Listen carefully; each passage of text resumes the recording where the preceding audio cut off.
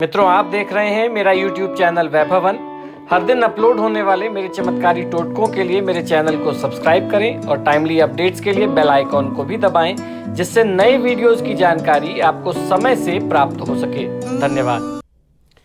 नमस्कार, मैं हूं वैभवनाथ शर्मा और आप देख रहे हैं मेरा YouTube चैनल वैभवन।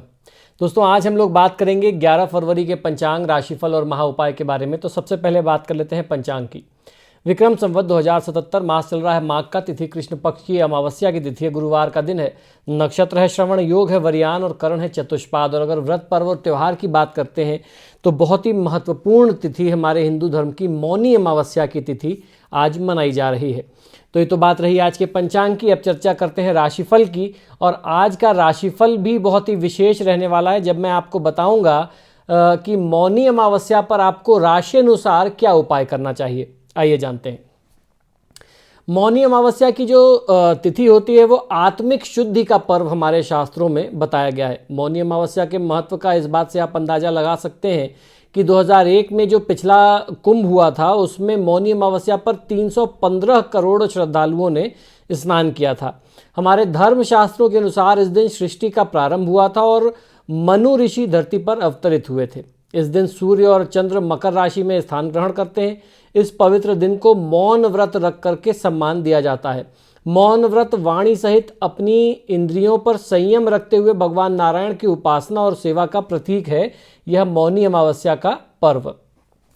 शास्त्रों के अनुसार मौन रह करके आत्मिक शुद्धि करने का सबसे आसान और सबसे शक्तिशाली तरीका होता है। मौनी अमावस्या को गंगा के पवित्र जल में स्नान करने के बाद श्रद्धालु भगवान विष्णु का ध्यान और जप करते हैं। श्रद्धालुओं से अपेक्षा की जाती है कि काम, क्रोध, मद और लोभ मोह जैसी सांसारिक तृष्णा में ना फंस करके संतों और जरूरतमंद लोगों की सेवा करें, दान दें और मौन व्रत रह करके पालन करें व्रत का। ऐसा करने से हम अपने कार्मिक बंधनों से मुक्ति पा करके परम ज्ञान को प्राप्त करते हैं, जिससे यह लोक और परलोक दोनों ही प्राप्त हो जाते हैं। शास्त्रों की मान्यता के अनुसार मौनी अमावस्या पर त्रिवेणी अथवा गंगा तट पर स्नान दान करने की अपार महिमा है। मौनी अमावस्या के दिन नित्य कर्म से निर्वृत्त होकर के स्नान करके तिल के लड्डू, आंवला तथा कंबल का दान करना चाहिए। साथ ही साधु, महात्मा तथा ब्राह्मणों के सेवन के लिए अग्नि जो है प्रज्वलित करनी चाहिए। आग सेकने की व्यवस्था भी संतों के लिए, जरूरतमंद लोगों के लिए किसी तीर्थ में अगर कोई करता है तो उससे भी बहुत ज़्यादा पुण्य की प्राप्ति होती है, या यूँ कहें कि इससे बड़ा पुण्य जो है इस तिथि के लिए और कुछ वर्णित नहीं है। इस दिन गुड़ में काला तिल मिला करके लड्डू बनाना चाहिए तथा उसे लाल वस्त्र में बांध करके ब्राह्मणों को दान देना चाहिए दक्षिणा के साथ। इस दिन ब्राह्मणों को भोजन करा करके उन्हें दक्षिणा दे करके आशीर्वाद लेकर के विदा करना चाहिए। स्नान दान के अलावा इस दिन पितृ श्राद्धादि का भी विधान होता है।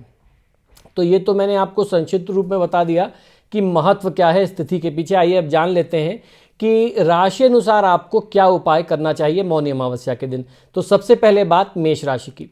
मेष राशि वाले जातक लोगों को तीर्थ स्नान के बाद किसी वयोवृद्ध व्यक्ति की सेवा करनी चाहिए अथवा किसी वृद्ध आश्रम में यथासंभव दान करने से आपको स्थिति का पूर्ण लाभ मिल सकता है और समस्त मनोकामनाएं आपकी पूर्ण होंगी। और आपके लिए भगवान विष्णु का विशेष मंत्र है ओम ह्रीं श्रीं लक्ष्मी नारायणाय नमः। इस मंत्र का आपको 108 बार जाप आज की तिथि में जरूर करना चाहिए। वृषभ राशि वाले जातक लोगों को तीर्थ में स्नान के बाद इस महामोक्ष कारक पर्व का लाभ लेने हेतु कन्याओं को भोजन करा करके उनको कुछ भेंट, दान दक्षिणा दे करके आशीर्वाद लेकर के विदा करना चाहिए, जिससे आपकी मनोवांछित अभिलाषा पूर्ण होगी। और आपके लिए मंत्र है ओम गोपालाय उत्तरध्वजाय नमः। मिथुन राशि वाले जातकों को तीर्थ में स्वयं स्नान कर लेने के उपरांत परिवार के वृद्धजनों को तीर्थ लाभ कराना श्रेयस्कर होगा। और किसी ब्राह्मण बालक यानी बटुक, जो 8 साल से कम उम्र के बालक होते हैं, उनको विधिवत अन्न, वस्त्र, धन, अध्ययन सामग्री के साथ सामर्थ्य के अनुसार आप दान करें तो आपको बहुत अच्छा फायदा मिलता है। और आपके लिए विशेष मंत्र है ओम क्लीं कृष्णाय नमः। कर्क राशि वाले जातक लोगों को स्नान के उपरांत गौ सेवा और असहाय व्यक्तियों को हरी सब्जियों का दान करना चाहिए। ओम हिरण्यगर्भाय अव्यक्त रूपिणो नमः मंत्र का 108 बार जाप करें। आपके लिए सबसे उत्तम यही रहेगा। सिंह राशि वाले जातक लोगों को स्नान के उपरांत सूर्य देव को अर्घ्य देना, गायत्री मंत्र का जाप करना, आदित्य हृदय स्त्रोत का पाठ करने के साथ साथ भगवान शिव की पूजा विशेष लाभकारी रहती है। ओम क्लीं ब्राह्मणे जगतधराय नमः मंत्र का 108 बार जाप करना भी आपके लिए बहुत ज़्यादा कल्याणकारी रहेगा। कन्या कन्या राशि वाले जातक लोगों को किसी तीर्थ में स्नान के उपरांत 1, 3 या 5 ब्राह्मणों को ब्राह्मण भोज कराना चाहिए। इससे आपको बहुत अच्छा लाभ मिलेगा और इसके साथ साथ यथासंभव गणपति पूजन अगर आप करते हैं तो आपके लिए बहुत ही कल्याणकारी रहेगा। हर प्रकार की वांछित मनोकामना इस उपाय को करने से, इन दोनों उपायों को करने से पूरी होती है। और आपके लिए जो विशेष मंत्र है वो है ओम नमो प्रीम पीताम्बराय नमः। इस मंत्र का 108 बार जाप आपको आज की तिथि में अवश्य करना चाहिए। तुला राशि वाले जातक लोगों को स्नानोपरांत विवाहित ब्राह्मण दंपति को यथासंभव आपको अपने सामर्थ्य के अनुसार अन्न, वस्त्र, धन और सुहाग की सामग्री आदि का दान करना चाहिए और संध्या काल में विष्णु और लक्ष्मी का पूजन विधिवत रूप से करना चाहिए। आपके लिए जो विशेष मंत्र है वो है ओम तत्व निरंजनाय तारक रामाय नमः। इस मंत्र का 108 बार जाप आपको आज की तिथि में अवश्य कर लेना चाहिए। वृश्चिक राशि वाले जातक लोगों को स्नानोपरांत यदि संभव हो सके तो व्रत करें, एक समय भोजन करें और एक समय फलाहार और नमक रहित पदार्थ आपको ग्रहण करना चाहिए, फल वगैरह। और किसी क्षत्रिय को यथासंभव अगर आप दान करते हैं अन्न का, वस्त्र का, धन दक्षिणा का, तो आपको बहुत अच्छा उसका लाभ मिलता है। आपके लिए विशेष मंत्र है ओम नारायणाय सूर्य सिंहाय नमः। इस मंत्र का 108 बार जाप आपके लिए बहुत ही कल्याणकारी रहेगा। धनुराशि वाले जातकों को स्नानोपरांत किसी योग्य आचार्य अथवा आपके कुल के जो गुरु हों उनको विधिवत पूजन करके अन्न, धन और दक्षिणा का दान करना चाहिए और उनका आशीर्वाद आपको ग्रहण करना चाहिए। आपके लिए जो विशेष मंत्र है वो है ओम देव कृष्णाय ऊर्ध्वदंताय नमः। इस मंत्र का 108 बार जाप करना आपके लिए बहुत ज़्यादा कल्याणकारी रहेगा। मकर राशि वाले जातक लोगों को स्नानोपरांत किसी शूद्र या साथ काम करने वाले किसी कर्मचारी को अथवा दरिद्र नारायण को यथासंभव आपको दान करना चाहिए। और आपको आज की तिथि में जो विशेष मंत्र का जाप करना है वह मंत्र है ओम श्री वत्सलाय नमः। इस मंत्र का जाप करने से आपकी हर प्रकार की अभिलाषा, हर प्रकार की मनोकामना शीघ्र ही पूरी होती है। कुंभ राशि वाले जातक लोगों को स्नानोपरांत किसी अपंग व्यक्ति को, असहाय व्यक्ति को, पशु पक्षी आदि की सेवा करना चाहिए। इससे कठोर से कठोर ग्रहों की बाधा से भी आपको मुक्ति मिलती है और समस्त आकांक्षाओं की इस उपाय को करने से पूर्ति होती है। आपके लिए जो विशेष मंत्र है वो है ओम श्री उपेंद्राय अच्युताय नमः। इस मंत्र का 108 बार जाप करना आपके लिए कल्याणकारी रहता है। मीन राशि वाले जातक लोगों को स्नानोपरांत विधि पूर्वक विष्णु पूजन, सत्यनारायण भगवान की कथा और आचार्य व ब्राह्मण की सेवा आदि करना आपके लिए लाभकारी रहेगा। आपके लिए जो विशेष मंत्र है वो है ओम क्लीं उद्धृताय उद्धारणे नमः। इस मंत्र का 108 बार जाप करना आपके लिए बहुत ज़्यादा कल्याणकारी रहेगा।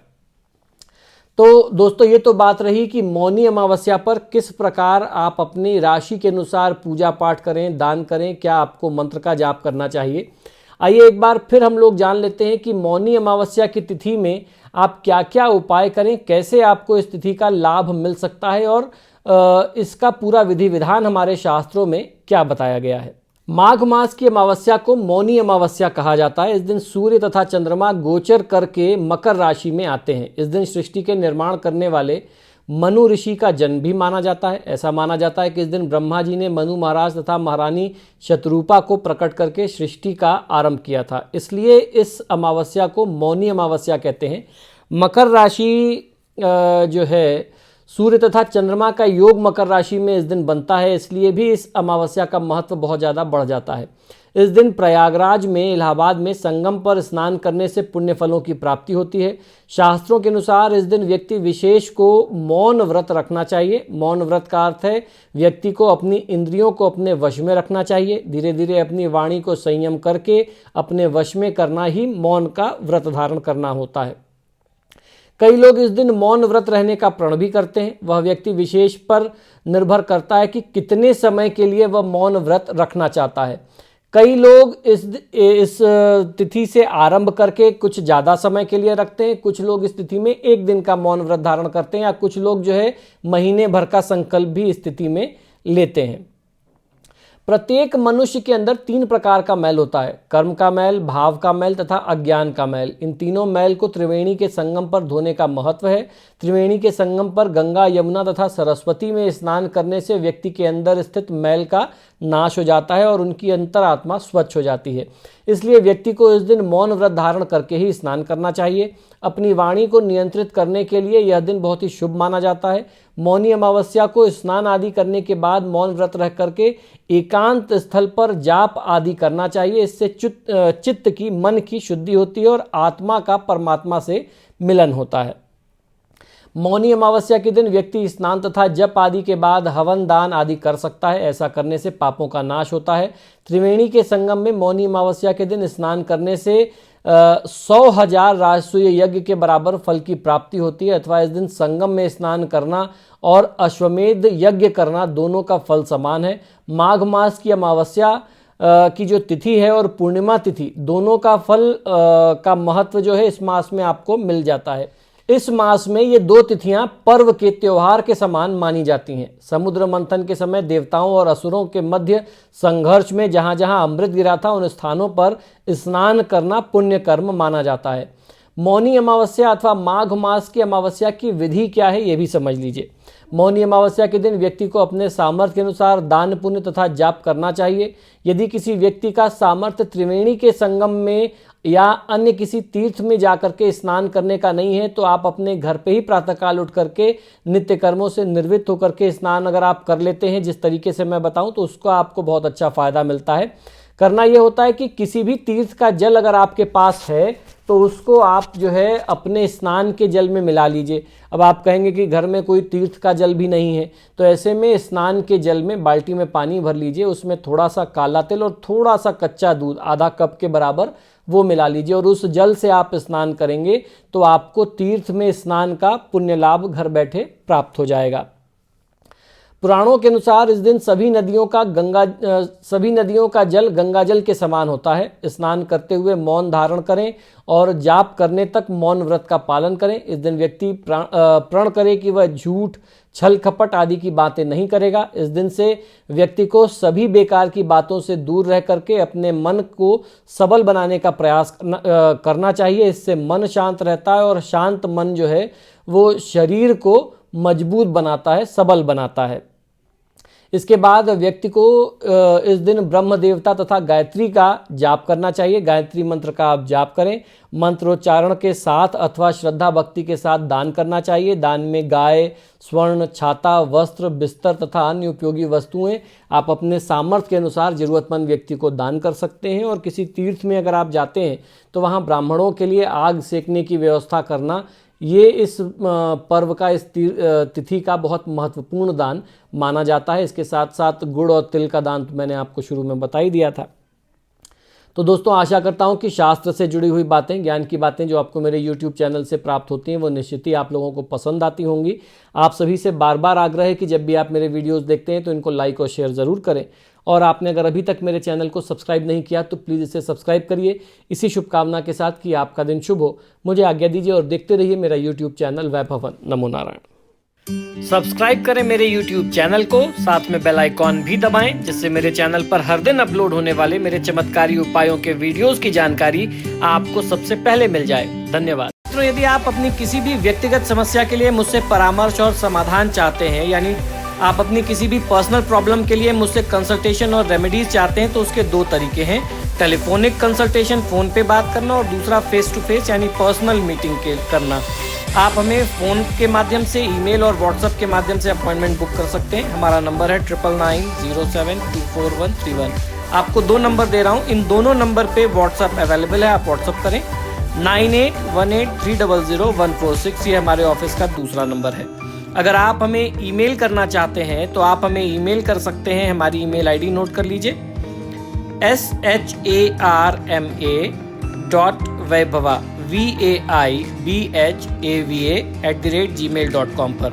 इस पर आप हमें ईमेल भी कर सकते हैं। मित्रों, आजकल फ़ोन कॉल्स बहुत ज़्यादा हैं और मुझे भी मालूम है आप लोग कॉल करते हैं, फ़ोन रिसीव नहीं होता तो आप भी निराश होते हैं। ऐसे में ईमेल और व्हाट्सएप करना सबसे बेहतर तरीका है। धन्यवाद।